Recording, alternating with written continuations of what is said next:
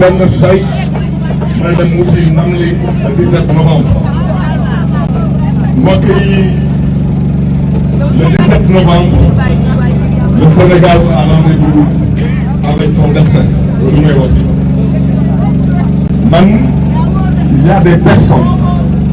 j'ai décidé de ne pas leur répondre wante yéen askanu Sénégal yéen dinaa wax ak yéen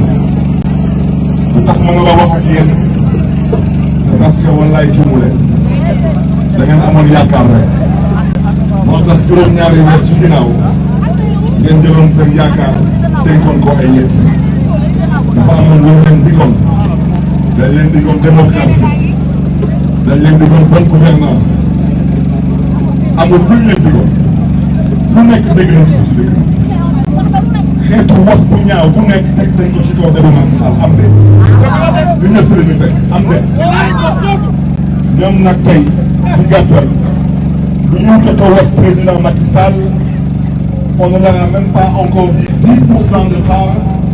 et ils ont décidé de déraper donc lu tax tey ma am mbégte parce que tey mbokk yi tey yàlla moo am tey xam nga dafa amoon benn waay mu taxaw ne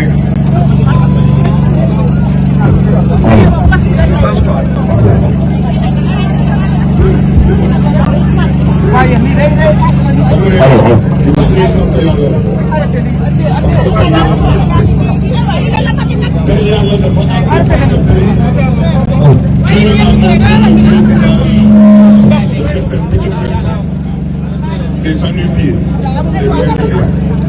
des gens qui ne méritent pas de diriger ce pays wante lu tax may sant yàlla mbokk parce que dinaa leen jàngal politique parce que dañ ma ci fekk ils sont rentrés dans le monde par effraction ay kese la naa leen jàngal xeex nag xeexu xel foofu la Sénégal toll 83 morts pour xaar Barthélémy Dias pour qu'il y ait un mort de plus du fi am wante dama ne dañuy foyee seen xel dañuy di foyee seen xel dinaa si delluwaat man Barthélémy Dias ku ma toog man du ma yónni nit ci soo ma tooñee wala ma yóbbu la ci yoon wala man ma diggante ko sama bopp wante kese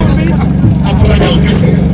mooy taxaw am lu ko metti mu ne day yónni ay nit soi-disant pour se venger je te le dis je te le répète tàggat nga sooy góor yow dina tàggat te venger toi suma baat ci kaw man du ma toog kenn suma baat ci kaw j'ai dit que j'ai pris la responsabilité de sécuriser la caravane de Sàmm Sa Kàddu parce que dama ci ànd ak suma nawle ñu ils ont fait de sorte que je sois la tête de liste c'est un immense honneur pour moi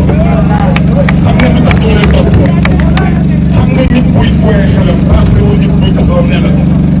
ci gàttal parce que man je ne compte pas même suba su ma jàppoon dama duma bokk ci élection Sàmm Sa Kàddu day continuer di campagne kan moo am sañ-sañ taxaw ci biir réew mi taxaw jàkkaarloo ak Serigne Moustapha Sy ne ko doo fi campagne kan moo am fi mu taxaw ci dëkk bi taxaw ne damay jàkkaarloo ak Bougane Gueye Dany ne ko du campagne ci dëkk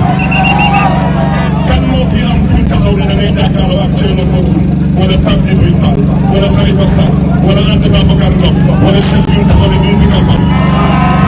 dama ne dinañ campagne ba mu saf saf te dinañ jël ndam li incha allah xam ngeen lu tax tool bi xaw a neex c'est parce que waa ji xam na ñàkk na ndeysaan moo tax ba ma toogee ñaari semaine yëpp ñu ngi lay perte bàyyi na waa ji te nga wax ci waxu programme ma ne leen li ma wax ci waxu programme suñ ci eggee dinaa ci wax donc te foog ma yee askanu Sénégal ñu xam waa ji ban xeetu nit la dama ne déet waa ji nooxul moo tax muy xataraayu nu muy def di xataraayu nii du ma ko ci topp parce que yàlla du àtte yow ne da ngay effacé yàlla du jël nag di ko teg sa loxo da ngay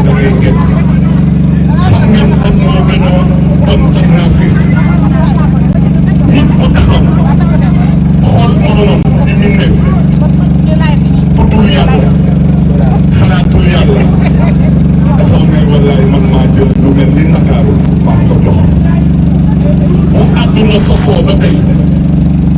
j'ai 49 ans te tukki naa